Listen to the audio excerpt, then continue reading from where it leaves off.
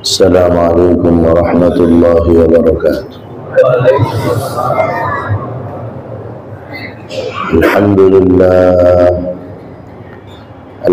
لله نحمده ونستعينه ونستغفره ونؤمن به ونتوكل عليه ونعوذ بالله من شرور أنفسنا ومن سيئات أعمالنا. من يهده الله فلا مضل له ومن يضلله فلا هادي له. ونشهد أن لا إله إلا الله وحده لا شريك له. ونشهد أن سيدنا ونبينا ومولانا محمدا عبده ورسوله صلى الله تعالى عليه وعلى آله وأصحابه وبارك وسلم تسليما كثيرا كثيرا. أما بعد فأعوذ بالله من الشيطان الرجيم. بسم الله الرحمن الرحيم. ولنذيقنهم من العذاب الأدنى دون العذاب الأكبر لعلهم يرجعون. وقال النبي صلى الله عليه وسلم: إن الناس إذا رأوا الظالم فلم يأخذوا على يديه أوشك أن يعمهم الله بعقاب من عنده، أو كما قال النبي صلى الله عليه وسلم: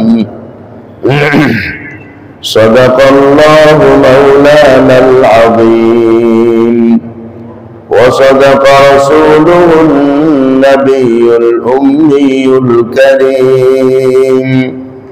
ونحن على ذلك لمن الشاهدين والشاكرين، والحمد لله رب العالمين.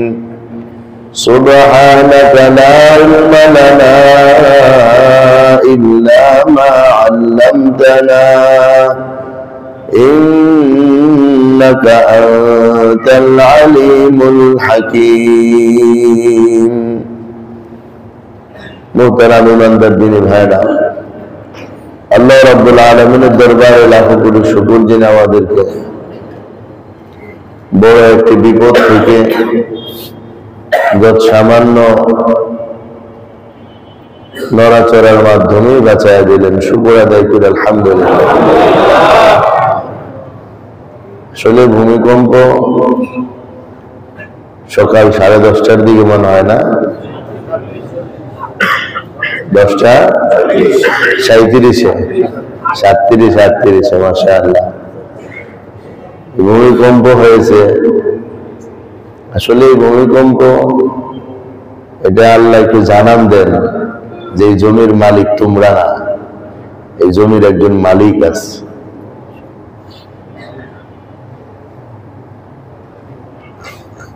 এই জমিন তোমাদের কথায় চলে না, এই জমিন তার রবের কথায় চলে। এটা একটু জানান দেন শুধুমাত্র। মার্চ মাসের 2025-এর মার্চ মাসের 23 তারিখ না কত তারিখে যেন থাইল্যান্ডে মারাত্মক আকারে ভূমিকম্প হয়েছিল। থাইল্যান্ড, মায়ানমার, রমজান মাস ছিল তখন, বিল্ডিং ধসে পড়ে গেছে। এরও আগে আরো ভূমিকম্প হয়েছিল ভোর রাতে, সমস্ত মানুষের ঘুম ভেঙে গেছে। আজকের এই ভূমিকম্প সমস্ত মানুষ অনুভব করতে পেরেছে, টের পেয়েছে, এবং প্রত্যেকেই ভীত সন্ত্রস্ত হয়ে গেছে, ঘর বাড়ি ছেড়ে অনেকেই রাস্তায় চলে আসছে, অনেকেই আল্লাহকে ডাকছে, আল্লাহর নামের উচ্চারণ করছে। আসলে এখানে যদি আমরা চিন্তা করি তো অনেকগুলো বিষয় আসে। এক নম্বর হলো এই ভূমিকম্পগুলো কেন হয়, ভূমিকম্পগুলো কেন হয় এটার দুই ধরনের ব্যাখ্যা দুনিয়ার মানুষের কাছে থাকবে। একটা ব্যাখ্যা হলো বিজ্ঞানের দৃষ্টিতে, আরেকটা ব্যাখ্যা হলো ইসলামের দৃষ্টিতে। বিজ্ঞান তার জ্ঞান মোতাবেক ব্যাখ্যা করে, আর ইসলামের ব্যাখ্যাটা তো আসলে কারো ব্যক্তি বিশেষের ব্যাখ্যা না, এটা স্বয়ং আল্লাহ রাব্বুল আলামিনের বলে দেওয়া বিষয়। আর আল্লাহ তাআলা বাহ্যিক কোন কারণকে কারণ হিসেবে আখ্যায়িত করেন না। আল্লাহ তাআলা মূল কারণ হিসেবে আখ্যায়িত করেন মূল জায়গাটা কি, কিসের কারণে এমনটা হলো। তো আজকের যে ভূমিকম্পটা হলো আমাদের বিশেষজ্ঞদের মতে সেটা ছিল 5.7 ডিগ্রি, আবার কেউ লিখছে 5.5।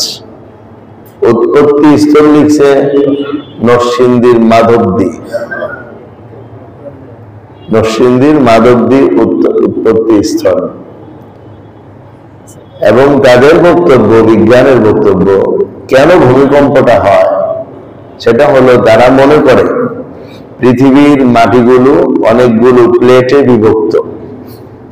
উপরে যে মাটি এইভাবে রাখা আছে, তো এই মাটিগুলো আবার নিচ দিয়ে এইভাবে বড় করে এইভাবে প্লেটের মতো হয়ে আছে। মাটির বড় বড় চাক্কা, যেটাকে তাদের ভাষায় বলা যায় মাটির প্লেট। এক একটা মাটির প্লেটের মতো বড় বড় করে মাটির চাক্কা, এইভাবে পুরো পৃথিবীটা মাটির উপর যেহেতু, তো এটা মাটির প্লেটের উপর।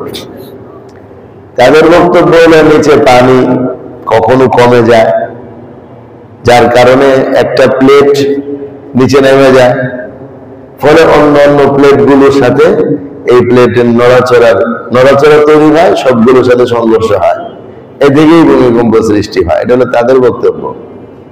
এটা সত্য হলেও হতে পারে, মিথ্যা হলেও হতে পারে, এটা আল্লাহ তাআলা ভালো জানেন। সত্যি কি এরকম পানি কমে গেল, তাহলে প্রশ্ন হয় না যে মাধবদীর নিচের পানি কমলো কেন, ঢাকার নিচের পানি কমলো না কেন, প্রশ্ন হইতেই পারে।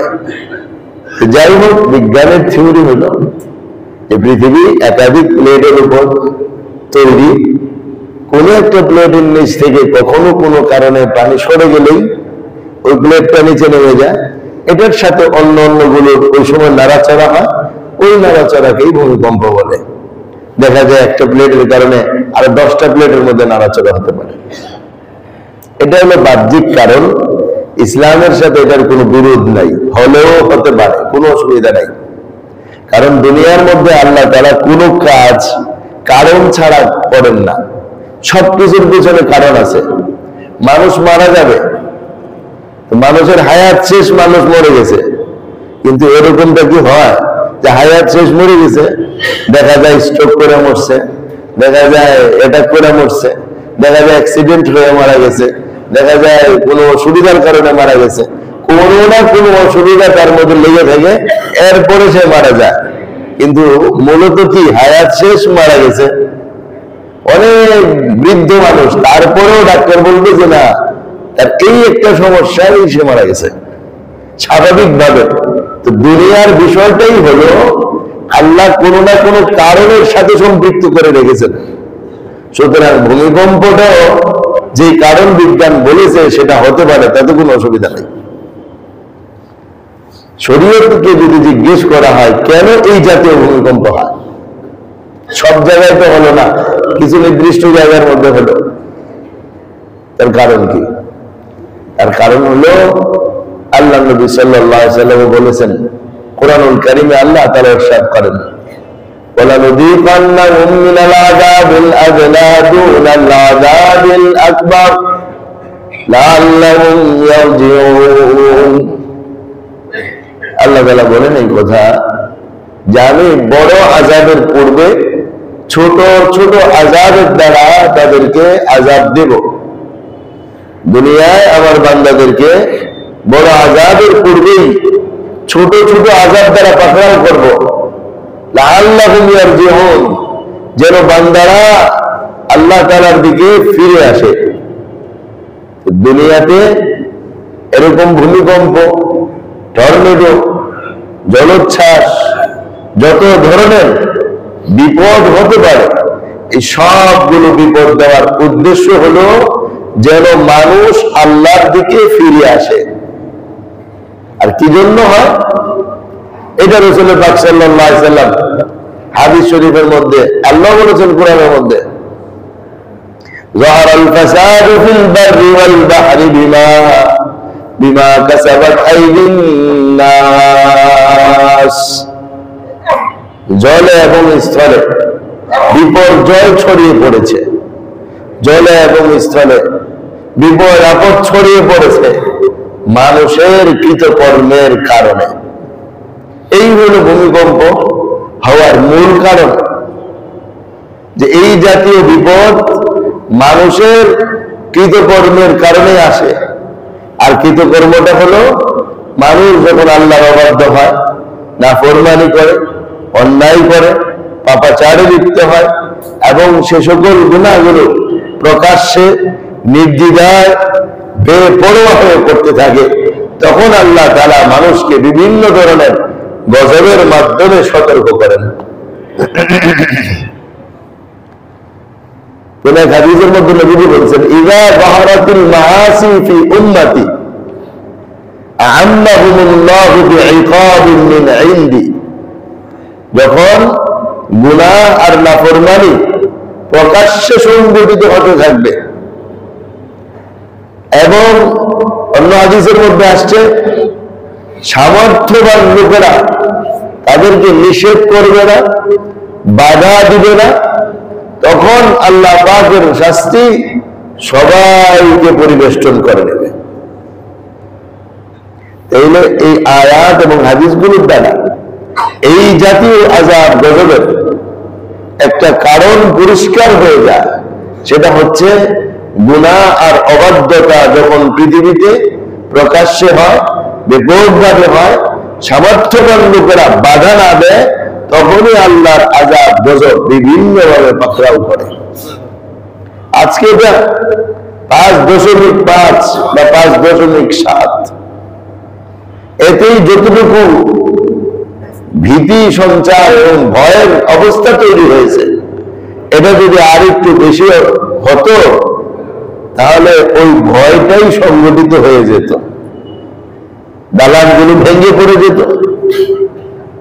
এবং মানুষ হাজার হাজার লক্ষ লক্ষ মানুষ মারা যেত। আমরা তো মৃত্যুর হাত থেকে বেঁচে আসলাম। একটু কল্পনা করে দেখলে যে এতটুকু আমাদের মৃত্যুর জন্য যথেষ্ট ছিল, বাঁচার কোনো পথ ছিল না। বিল্ডিং থেকে বের হয়ে রাস্তা আমাদের বাঁচাইতে পারবে? ওই রাস্তাও তো ফেটে যেত, মানুষ দৌড়াতে সেই ফাঁদের মধ্যে পড়ত। ভূমিকম্প হলে নির্দেশনা থাকতে পারে যে ছেড়ে রাস্তায় চলে আসো, খোলা মাঠে চলে আসো, কিন্তু কথা হলো আল্লাহ যদি কাউকে পাকড়াও করে, সে কোন জায়গায় গিয়ে বাঁচতে পারবে? তার তো বাঁচার কোনো জায়গা নেই। আল্লাহর পাকড়াও থেকে বাঁচার কোনো জায়গা নেই। আল্লাহর পাকড়াও থেকে বাঁচার জায়গা স্বয়ং আল্লাহ নিজেই। এটা আল্লাহ কোরআনের মধ্যে বলছেন, ফাফিরু ইলাল্লাহ, ফাফিরু ইলাল্লাহ। তোমরা ভাগবা তো আল্লাহর দিকেই ভাগো, পালাইবা তো আল্লাহর দিকে পালাও, বাঁচতে চাও তো আল্লাহর কাছেই বাঁচো। কারণ বাঁচানোর মালিক একমাত্র কে?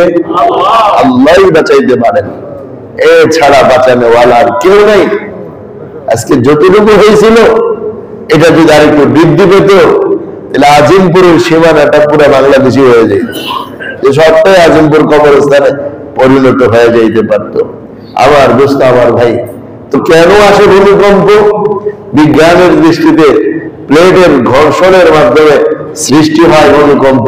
আর ইসলামের দৃষ্টিতে ভূমিকম্পের কারণ আর উৎস হলো মানুষের পাপাচার, মানুষের গুনাহ। আপনি চিন্তা করে দেখেন আমাদের সমাজে আজ গুনাহ কি পরিমাণ হচ্ছে, কিন্তু গুনাহগুলোর ব্যাপারে নিরুৎসাহিত করার জন্য সৎ কাজের আদেশ দেওয়া, অসৎ কাজে নিষেধ করার মতো কোন দায়িত্ব আমরা কয়জন পালন করতেছি? এক তবলিগওয়ালারা যদি সৎ কাজের আদেশ দেয়, এতটুকুই আমাদের দেশের কাজ, এর বাইরে আমাদের কোনো কাজ নেই। এই জন্য আল্লাহর গজব থেকে বাঁচার জন্য আমাদের এটা একটা বড় কাজ যে আমরা মানুষদেরকে গুনাহ থেকে বারণ করব, মানুষদেরকে গুনাহ থেকে নিষেধ করব, মানুষদেরকে এই অন্যায় থেকে ফিরানোর চেষ্টা করব। এটা হলো আল্লাহর গজব থেকে বাঁচার বড় একটা কাজ। আর দেখেন আরেকটা বিষয়, 2 নম্বর বিষয় দেখেন, আল্লাহ তাআলা সব কিছুর মালিক আল্লাহ। আল্লাহ তাআলা আমাদেরকে মহব্বত করেন, ভালোবাসেন, সুযোগ দিয়েছেন যে না তোমার জীবন আমি আজকে শেষ করে দেই নাই, তোমার হায়াত আমি রাখছি, মৃত্যু পর্যন্ত তোমার একটা লম্বা সময় বাকি আছে। ওই সময়টাকে গনিমত মনে করে নিজের জীবনটাকে আল্লাহর ইবাদতের মধ্যে কাটানোর চেষ্টা করো। এই মেসেজ আজকে আমাদেরকে দেওয়া হয়েছে যে আমি চাইলে আজকেই তোমাদেরকে শেষ করে দিতে পারতাম, কিন্তু আমি সেটা করি নাই। তোমাদেরকে সময় দিলাম আখিরাত বানাও, তোমাদেরকে সময় দিলাম আমার কাছে তওবা করো, তোমাদেরকে সময় দিলাম ইবাদত বন্দী করে আমাকে খুশি করো। আর ঝাঁকুনি যেটা হয়েছে এটা আপনি দেখেন কতটা মহব্বতের সাথে হয়েছে। আল্লাহ তো দিলেন, কিন্তু কতটা মহব্বতের সাথে দিলেন আপনি চিন্তা করেন। যেমন বন্ধু বন্ধুকে একটু ভয় দেখাইতে চায়, কিন্তু এইভাবেই চায় যে বন্ধুর ক্ষতি না হোক। বন্ধু বন্ধুকে ভয় দেখাইতে চায়, সতর্ক করতে চায়, এইভাবে সতর্ক করতে চায় যে ক্ষতি না হোক। কেমন ঝাঁকুনি দিলেন, প্রতিটা বিল্ডিং নড়তেছিল, প্রত্যেকের ঘরের আলমারিগুলি নড়তেছিল, পাখাগুলি নড়তেছিল, কারো কারো ঘরের যে বিভিন্ন প্লেট এবং বিভিন্ন কাচের জিনিস সাজানো থাকে ওগুলো পড়লে আলমারির ভিতরেই পড়ছে, কিন্তু এর বেশি কিছু হয় নাই। এতটুকু হয়েছেন যে এই যে নাড়াটা আল্লাহ দিলেন, এটা আল্লাহ একটা ভালোবাসার নাড়া দিলেন যে বান্দা আমি তোমাকে মহব্বত করি বিধায় তোমাকে আমি সতর্ক করলাম। আমি চাইলে তোমাকে ধ্বংস করে দিতে পারতাম, শেষ করে দিতে পারতাম, কিন্তু তোমাকে শেষ করে দেই নাই, সুযোগ দিলাম। কি জন্য সুযোগ দিয়েছেন? ইয়া আইয়ুহাল্লাযীনা আমানুত্তাকুল্লাহ ওয়ালতানজুর নাফসুম মা কদ্দামাত লিগাদিন ওয়াত্তাকুল্লাহ ইন্নাল্লাহা খাবীরুম বিমা তা'মালুন। এই বান্দারা আল্লাহকে ভয় করো, আগামীকালের জন্য কি পাঠাইতেছো সেটার ফিকির করো। আমরা আগামীকালের জন্য কি পাঠাইতেছি ওটার জন্য সুযোগ দিচ্ছেন যে তুমি তো আখিরাতের এই সামান তৈরি করতে পারো নাই, যে সামান তোমার জন্য দরকার। এই মুহূর্তে গেলে তুমি আখিরাতে গিয়ে নিঃস্ব হয়ে যেটা, তোমাকে আমি সুযোগ দিলাম। আজকে থেকে মৃত্যু পর্যন্ত দিনগুলোকে গনিমত মনে করে আল্লাহর ইবাদতের মধ্যে কাটায় দিও, এই মেসেজটা আমাদেরকে দিয়েছেন। আমার ভাই, আমার দোস্ত, এই ভূমিকম্প আমাদের কাছে মনে হচ্ছে যে না এটা এরকম এরকম, এটা আল্লাহর গজব ভাই, এটা আল্লাহর গজব। একটু জোরে হলেই সব শেষ হয়ে যেত। আমাদের এইখানে আল্লাহর ঘরে আইসা আল্লাহকে সেজদা দেওয়ার সুযোগ আর পাওয়া যেত না। ফজরের নামাজই আমাদের জীবনের শেষ নামাজ হয়ে যেত। কোরআনুল কারীমের মধ্যে আল্লাহ তাআলা ইরশাদ করেন এই ভূমিকম্পের ব্যাপারে, যে কিয়ামতের আগে ভূমিকম্প হবে, কিয়ামতের পূর্ব মুহূর্তে ভূমিকম্প হবে। কতটা ভয়ঙ্কর হবে সেই ভূমিকম্পটা আল্লাহ কোরআনের মধ্যে ইরশাদ করেন, ইয়া আইয়ুহান নাস ইত্তাকু রাব্বাকুম ইন্না যালজালাতাস সাআতি শাইউন আযীম। এই লোকেরা তোমাদের রবকে ভয় করো, নিশ্চয়ই কিয়ামতের ভূমিকম্প অত্যন্ত ভয়ানক অবস্থা হবে। কিয়ামতের আগে যখন আওয়াজ শুরু হবে সাথে সাথে মাটির মধ্যে কম্পন শুরু হবে। একদিকে আওয়াজ চলতে থাকবে, আরেকদিকে মাটির কম্পন, আস্তে আস্তে কম্পন 10 সেকেন্ড আর 15 সেকেন্ডে শেষ হয়ে গেছে। কিন্তু কিয়ামতের আগে যখন হবে সেটা শুরু হবে তো শেষ হবে না। সেই ভূমিকম্প শুরু হবে, পর্যায়ক্রমে শুধু বাড়তেই থাকবে। মানুষের অবস্থাটা কি হবে? আল্লাহ বলে, ওয়াতারান নাসা সুকারা ওমা হুম বিসুকারা ওয়ালাকিন্না আযাবাল্লাহি শাদীদ। হে নবী, আপনি যদি থাকতেন তাহলে দেখতেন মানুষ পাগলের মতো ছোটাছুটি করতে থাকবে। এই যে বিল্ডিং গুলো থেকে বেরিয়ে সবাই রাস্তায় চলে আসছে, এটা কি একরকমের পাগলের দৃশ্য হয়নি? যে যেখানে ছিল দৌড়ায় রাস্তায় নামার চেষ্টা করতেছে, এই নামতে গিয়ে কত মানুষ সিঁড়িতে ব্যথা পাইছে। তো এটা তো একরকমের পাগলের মতো হয়েছে। এই 5.5 ভূমিকম্পে যদি আমাদের এই পাগলের মতো পরিস্থিতি হয়ে যায়, আল্লাহ জানে সেদিন কত ভূমিকম্প হবে। আর আল্লাহ নিজে বলতেছেন, আপনি যদি দেখতেন তো আপনি দেখতেন মানুষ সব পাগলের মতো ছোটাছুটি করতেছে। কিন্তু এরা পাগল না, এরা পাগল না, এরা সব ভালো। তো পাগলের মতো কেন ছোটাছুটি করতেছে? আল্লাহ বলেন, ওয়ালাকিন্না আযাবাল্লাহি শাদীদ, আল্লাহর আযাব বড় কঠিন, এই কারণে ছোটাছুটি করতেছে। আমার দোস্ত, ভূমিকম্প রয়ে গেছে, বড় ভূমিকম্প, যার মাধ্যমে আল্লাহ শেষ করে দিবেন এই জগৎটাকে। কিন্তু এই সামান্য ছোট্ট একটা ভূমিকম্পের মাধ্যমে আল্লাহ আমাদেরকে সতর্ক করলেন, এই মাটি তোমার না, এই বাড়িও তোমার না, তুমি নিজেও তোমার না, এই সব কিছু আমার হুকুমে চলে। আমি যদি হুকুম করি তো তোমার জন্য কাঁপতে কাঁপতে শেষ হয়ে যাবে, আর আমি যদি তোমাকে হায়াত দিয়ে রাখি তো তুমি নিরাপদে বসবাস করতে পারবা। এই জমিনে চলো, কার অবাধ্যতা করো, কার নাফরমানি করো, কার হুকুম মানো আর কার হুকুম লঙ্ঘন করো, বিষয়টা কি ভেবে দেখান না? বুঝাইতে চাইছেন আমাদেরকে, এটা বুঝাইতে চাইছেন। মুখ খুলে তো আর বলবেন না, বললে তো আর পরীক্ষা হবে না, এই কারণে গোপন রেখা বুঝান। অথচ মাটি আমাদের জন্য কত নিরাপদ জায়গা। আমরা মনে করি মাটি সবচেয়ে নিরাপদ। জাহাজের মধ্যে কেউ থাকলে একটু তুফান হলে দিলের ভিতরে আতঙ্ক তৈরি হয়ে যায়, এখন কি করবো। কিন্তু যখন মাটিতে পা রাখা হয় মনের সকল ভয় তখন দূর হয়ে যায়, যে এখন মাটিতে চলে আসছি, স্থলভাগে চলে আসছি, এখন আর কোনো বিপদের সম্ভাবনা নেই। কিন্তু ভূমিকম্প দিয়ে আল্লাহ দেখা দিয়েছেন বিপদের সম্ভাবনা নেই। আমি আল্লাহ চাইলে যে কোনো জায়গায় বিপদ দিয়ে দিতে পারি। আমার চাইলে বিপদের জন্য আলাদা কোনো বাহিনীর দরকার নাই। এই মাটি আমার বাহিনী, এই পানি আমার বাহিনী, এই বাতাস আমার বাহিনী। শুধু সতর্ক করতে চান, এই জন্যই তো বলছেন, ওয়ালানুযীকান্নাহুম মিনাল আযাবিল আদনা দুনাল আযাবিল আকবার লাআল্লাহুম ইয়ারজিউন। বড় শাস্তির আগে, মানে জাহান্নামের শাস্তি হলো বড় শাস্তি, ছোট ছোট শাস্তি আমি দিব যাতে মানুষ ফিরে আসে।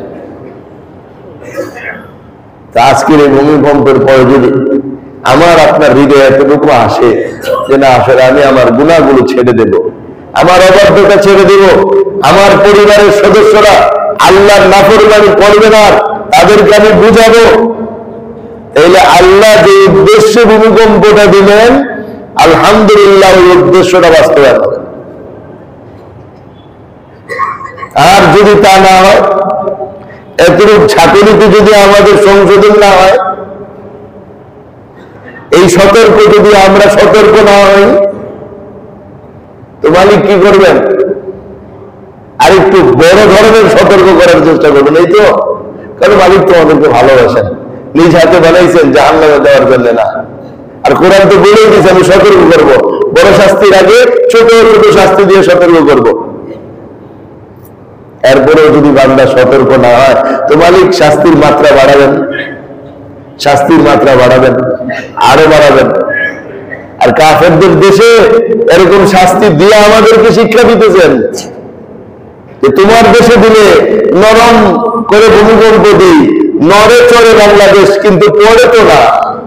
আর থাইল্যান্ডে ধরলে তো ছাড়ি না, অমুক জায়গায় ধরলে তো বিল্ডিং সহ দশায় দেই, এরপরেও তো তোমাদের শিক্ষা হয় না। এটা বুঝাইতে চায়। আপনি চিন্তা করে দেখেন ভূমিকম্পের বিষয়গুলো কাফেরদের দেশে যখন হয় অনেক বড় ধরনের হয়, আর মুসলমানদের দেশে আলহামদুলিল্লাহ বহু জায়গায় অনেক হালকা হয়ে যায়। হতে পারে কোন মুসলমান দেশে ক্ষতি, কিন্তু তুলনামূলক অনেক কম, তুলনামূলক অনেক কম মুসলমানদের ক্ষয়ক্ষতি হয়। কেন?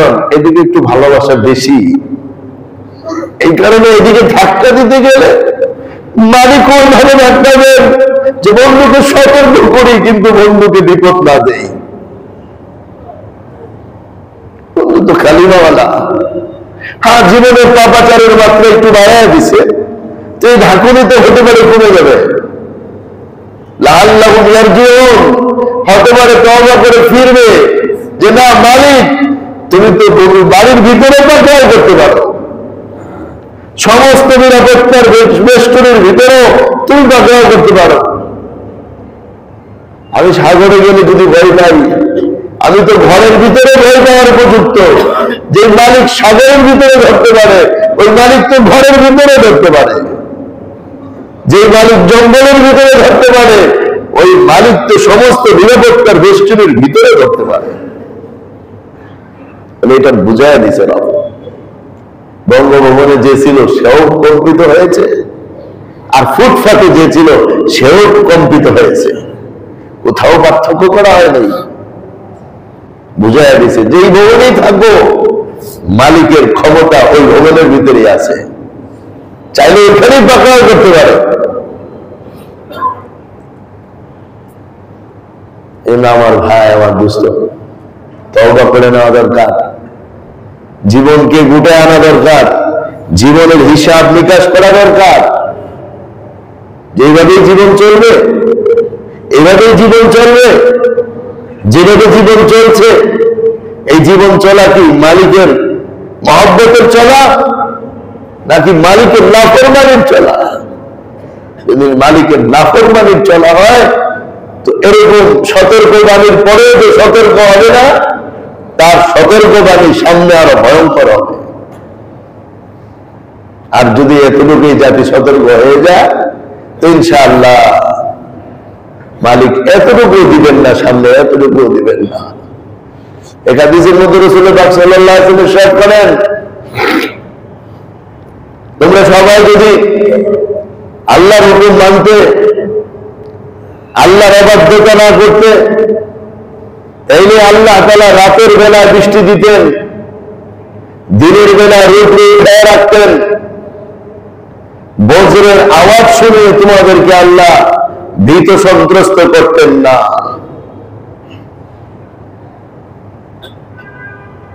বজ্রের আওয়াজ শুনে ভীত সন্ত্রস্ত করতেন না যদি তোমরা আল্লাহর হুকুম পরিপূর্ণভাবে মানতে। আমার হাদিস এখন মনে নেই, লেখা আছে হাদিসের জায়গায়। আমার দোস্ত এইটা এই হাদিসের উপরে চিন্তা করে দেখি আমরা যদি আল্লাহর হুকুমকে মানতাম, আল্লাহর অবাধ্য না হতাম, তাহলে বজ্রের আওয়াজ শোনাইতেন না, ঠিক তেমনি ভাবে ভূমিকেও তিনি কাঁপাইতেন না। তিনি সব কিছুকে কেমন রাখতেন?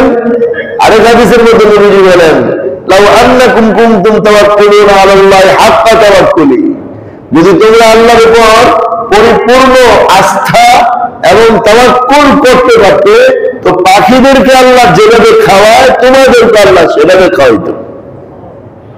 সকালবেলা খালি পেটে এই পাখিগুলো ঘর থেকে বের হয়, বিকাল বেলা পেট পূর্ণ করে আবার নিজ নিজ ঘরে ফিরে আসে। পাখিরা তো আর কুকুরের মতো রাস্তাঘাটে ঘুমায় না, পাখিরা নিজ নিজ জায়গাতেই থাকে, অবস্থান করে। তো সকালবেলা বের হয় খালি পেটে, বিকালবেলা ওদের পূর্ণ করে আসে। মাগরিবের পরে খাবার ছড়ায় দেখবেন একটা পাখিও পাবেন না, আসলে কেবল শুকনো আসতে পারে, এছাড়া আর কেউ আসবে না খাইতে। আমার দোস্ত, আমার ভাই,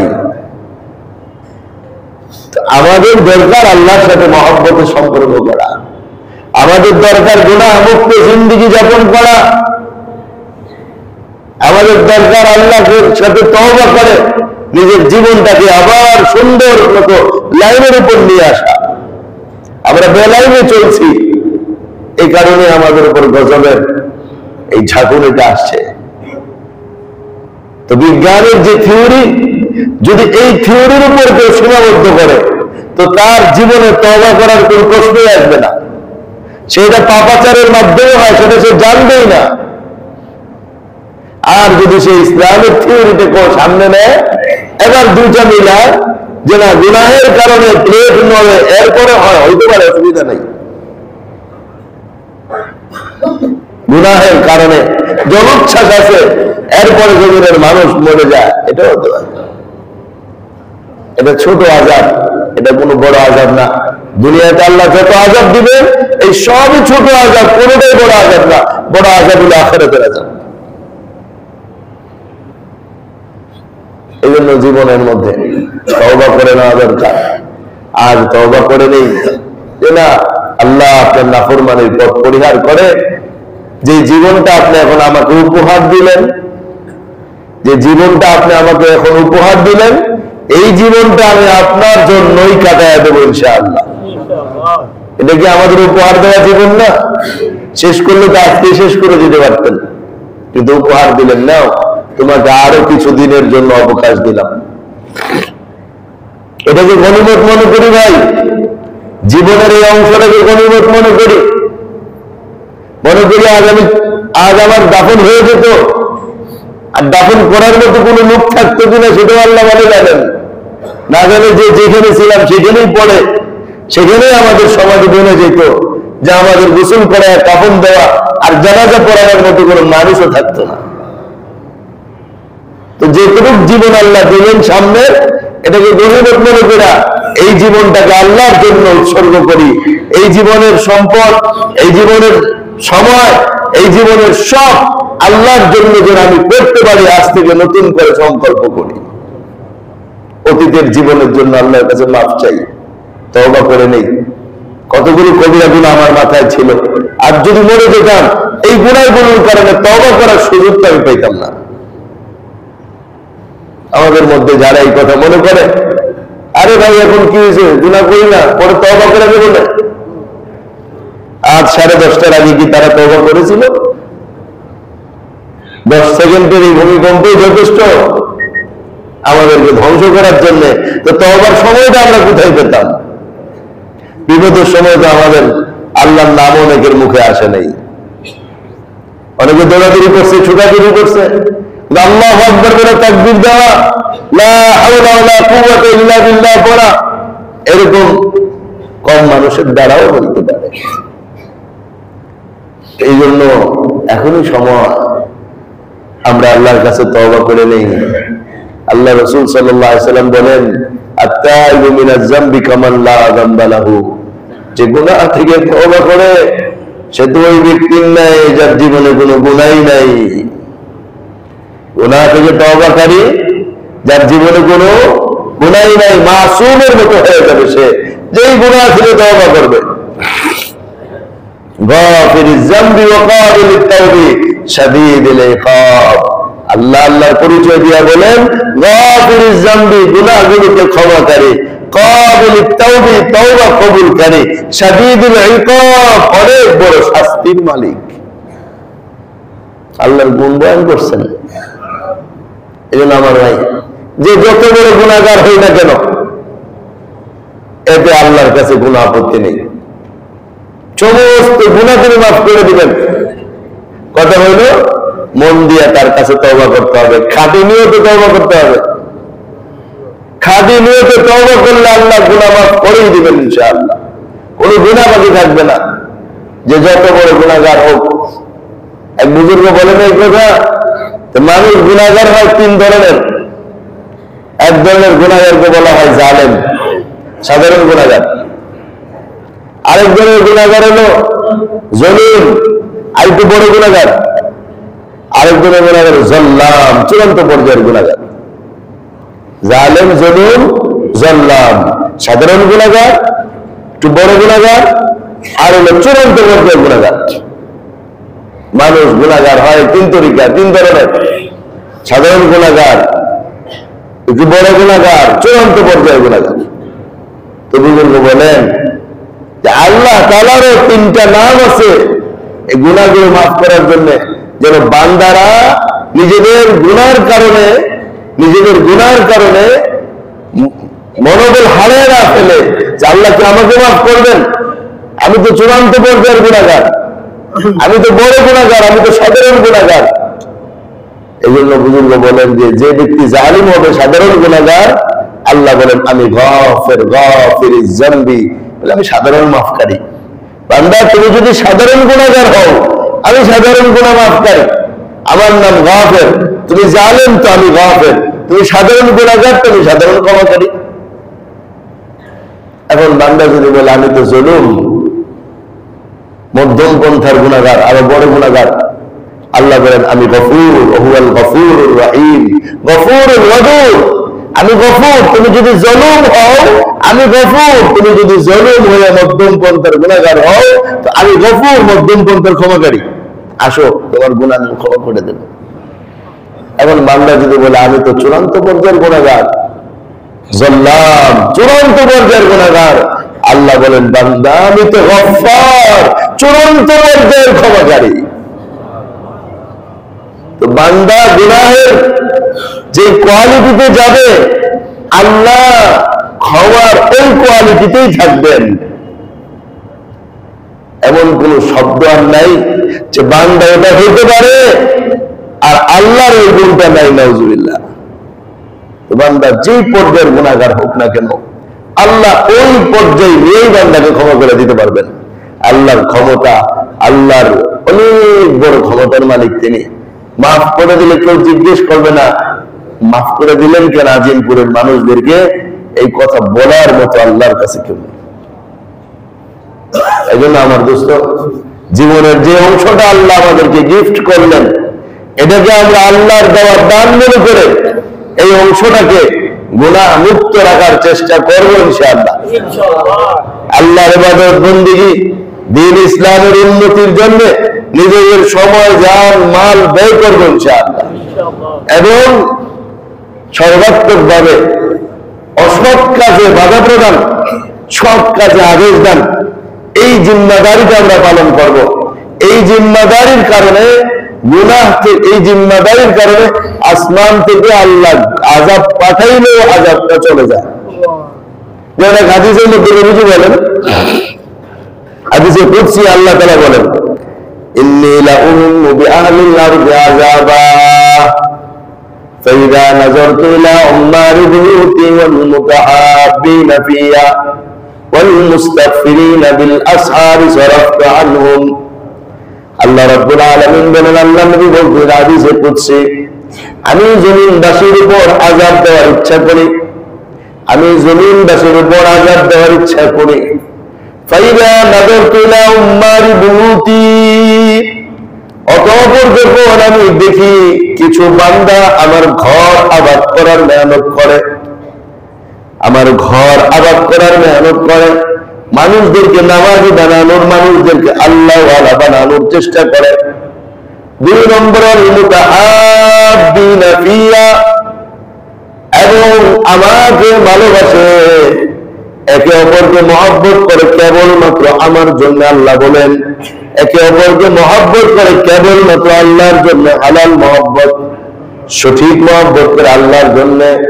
3 নম্বর ওয়াল মুস্তাগফিরিনা বিল আসহার, শেষ রাতে উঠে আল্লাহর কাছে ক্ষমা প্রার্থনা করে, তাহাজ্জুদের নামাজ পড়ে, দোয়া কান্নাকাটি করে।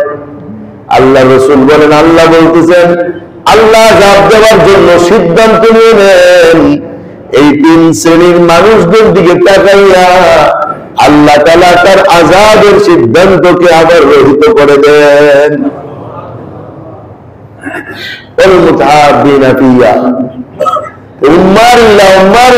আল্লাহর ঘর আবাদের মেহনত এবং একে অপরকে মহব্বত করবে আল্লাহর জন্য, আর ভোর রাত্রে উঠে আল্লাহর কাছে তাহাজ্জুদের নামাজ পড়ে কাঁদবে। এই তিন গুণ ওয়ালা মানুষের দিকে তাকায় আল্লাহ আযাবের সিদ্ধান্ত সরাইয়া দেন। আল্লাহ যখন আযাব দিয়ে আযাবের খবর পাঠান, তো সাদাকা, দান, এগুলো প্রত্যেকের যে দান আছে, দান আমরা যে দান করি আল্লাহর রাস্তায়, এই সব দানগুলো ওই আযাবকে ঠেকানোর জন্য আসমানের দিকে যায়, যুদ্ধ করতে থাকে আযাবের হুকুমের সাথে। দানের ঝগড়া হয় আযাবের হুকুমের সাথে, তো ওরা যায় আযাবটাকে ঢিল করে ফেলা, নরম করে ফেলা, দুর্বল করে ফেলা। এই ক্ষমতা আল্লাহ দানের মধ্যে দিয়ে রাখছেন। আর ভোর রাত্রে ইস্তিগফার আর তাহাজ্জুদ, এখনো তো কত আল্লাহর ওলি বাকি আছেন যারা ভোর রাত্রে তাহাজ্জুদ পড়ে, আল্লাহর কাছে কান্নাকাটি করেন। এই জন্য আমার ভাই, এই গুণটা আমাদের মধ্যে নিয়ে আসা দরকার। এই তিনটা আমলের মাধ্যমে আসমানি গজব থেকে বাঁচা যায়। কয়টা আমল ভাই? এক নম্বর হলো আল্লাহর ঘর আবাদের মেহনত করে। একটু বলেন, এক নম্বরে কি? আল্লাহর ঘর আমাদের মেহনত যে করবে সে তো গুনাহ করবে না, সে তো নিজেকে বাঁচায় আল্লাহর ঘর আমাদের মেহনত করবে। মানুষদেরকে গুনাহ থেকে বাঁচানোর ফিকির করবে, মানুষদেরকে আল্লাহ ওয়ালা বানানোর চেষ্টা করবে, মানুষদেরকে মসজিদে আনার চেষ্টা করবে, মানুষদের সম্পর্ক কোরআনের সাথে গড়বে, মানুষের সম্পর্ক আল্লাহ রাসূলের সাথে গড়বে। এটার নাম হলো মসজিদ আবাদের মেহনত। দুই নম্বর, মুতাহাব্বিনা ফিল্লাহ, আল্লাহর জন্যই কাউকে ভালোবাসবো, আল্লাহর জন্যই কাউকে ঘৃণা করব, এই গুণ থাকতে হবে। যে আল্লাহর দুশমন, ওর সাথে আমার ঘৃণা। সে আল্লাহর বন্ধু, ওকে আমি মহব্বত করি, এবার আমার ব্যক্তিগত কোনো চাহিদার মধ্যে থাকবে না। তিন নম্বর, ওয়াল মুস্তাগফিরিনা বিল আসহার, শেষ রাতে আল্লাহর কাছে কান্নাকাটি করা। তিন নম্বর কি ভাই? শেষ রাতে আল্লাহর কাছে কান্নাকাটি করা। এই তিনটা গুণ যদি আমরা আমাদের মধ্যে নিতে পারি, ইনশাআল্লাহ আসমানি গজব আমাদেরকে পাকড়াও করবে না। আর গজবের মুহূর্তে আমাদের কাজ, এরকম বিপদের মুহূর্তে আমাদের কাজ, আপনি ঘরের তো বেরোন, তাতে কোনো অসুবিধা নেই, ইসলাম নিষেধ করে না। নিরাপদের দিকে ছুটেন, তাও ইসলাম নিষেধ করে না। কিন্তু নবীজি সাল্লাল্লাহু আলাইহি ওয়াসাল্লাম বলেছেন, ইযা রাআইতুমুল হারিকা ফাকাব্বিরু, যদি আগুন লাগতে দেখো তো আল্লাহু আকবার বলে আওয়াজ করো। এর মানে যে কোনো ধরনের এই জাতীয় বড় ভয়ঙ্কর কিছু যদি আমাদের সামনে আসে, আমরা দেখি, তা আমাদের প্রথম কাজ আল্লাহু আকবার বলে আওয়াজ করা। পারবো না ইনশাআল্লাহ? আল্লাহকেই ডাকবো। কাকে ডাকবো ভাই? ফাফিরু ইলাল্লাহ, ভাগবো তো কার দিকে ভাগবো? ছুটবো তো কার দিকে ছুটবো? মুক্তি তো কার কাছে? মুক্তি আল্লাহর কাছে মুক্তি। এটা যেন আমরা ভুলে না যাই। এটা যদি ভুলে যাই তাহলে আমরাই বিপদে পড়বো। আর ওই মুহূর্তে যদি আল্লাহু আকবার বলতে থাকি, অন্য কোনো দোয়াও করতে থাকি, আর ওটার মধ্যে মারা যাই, তো আমরা শহীদ হিসাবে আল্লাহর কাছে মর্যাদা পাওয়া যাবো। কি হিসাবে আল্লাহ ভাই? এরকম দুর্ঘটনার কবলিত হয়ে যারা মৃত্যুবরণ করবে, হাসরের ময়দানে আল্লাহ সমস্ত মুসলমানদেরকে শাহাদাতের মর্যাদা দিয়ে উঠাবেন, যারা আল্লাহর কাছে শহীদ হিসাবে গণ্য হবে। এই জন্য ওই মুহূর্তটা পাগলের মুহূর্ত হওয়ার দরকার নেই। মাথায় বুঝ বুদ্ধি রেখা, বাঁচার তো ক্ষমতা নেই। বিল্ডিং যদি নড়ে, রাস্তাও কিন্তু নড়ে। এই জন্য একমাত্র বাঁচাইবার মালিককে কাকে ডাকবো? পড়বো সবসময় আল্লাহর নাম। এই জন্য অভ্যাস বানানোর চেষ্টা করি, 24 ঘন্টাই যেন মুখে আল্লাহর নামের জিকির চলতে থাকে ইনশাআল্লাহ। ইচ্ছা করলেই হবে। একটা তাসবিহ বানানো হাতের মধ্যে প্রয়োজনে কিছুদিন মস্ত করলে, ট্রেনিং করলে দেখবো যে আল্লাহ নামের জিকির মুখে চালু হয়ে গেছে। আল্লাহ আমাদের সবাইকে তৌফিক দান করেন, কোন বিপদ আপদ বালা মুসিবত থেকে আল্লাহ উম্মাহকে হেফাজত করেন। ওয়া আখির দাওয়ানা আলহামদুলিল্লাহি রাব্বিল আলামিন।